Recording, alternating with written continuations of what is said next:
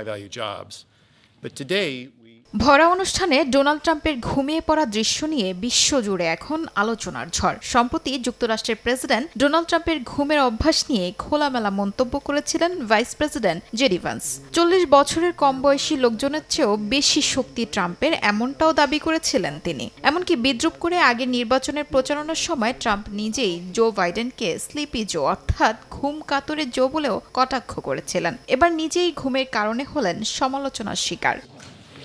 বৃহস্পতিবার হোয়াইট হাউসের ওভাল অফিসে ওজন নিয়ন্ত্রণের ঔষধের দাম কমানোর আলোচনায় অংশ নেন ডোনাল্ড ট্রাম্প। অনুষ্ঠানে সবাই যখন মনোযোগ নিয়ে এক বক্তার কথা শুনছিলেন, ঠিক তখনই প্রেসিডেন্ট ট্রাম্পকে দেখা যায় চোখ বন্ধ করে বসে থাকতে। কখনো চোখ খুলে রাখতে হিমশিম খান মার্কিন প্রেসিডেন্ট, একবার কপালে হাতও রাখেন, কখনো বা দেখা গেছে চোখ কচলাচ্ছেন। ছবিগুলো মুহূর্তেই ছড়িয়ে পড়ে সামাজিক যোগাযোগ মাধ্যমে। কেউ পরিহাস করে লিখেন দেশ ঘুমে, প্রেসিডেন্টও ঘুমে, আবার কেউ বলেন ঔষধের দাম কম কিন্তু ঘুমের দাম বাড়ছে।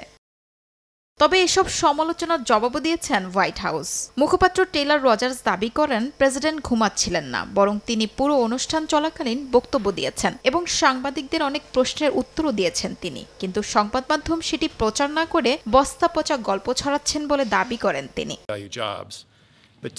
এ সময় ওভাল অফিসে প্রেসিডেন্ট ট্রাম্পের ঘোষণার মাঝে হঠাৎ নাটকীয় বিরতি। অনুষ্ঠানের ভেতরে একজন উপস্থিত অতিথি অচেতন হয়ে পড়েন। তাৎক্ষণিক ছুটে আসে হোয়াইট হাউস মেডিকেল ইউনিট।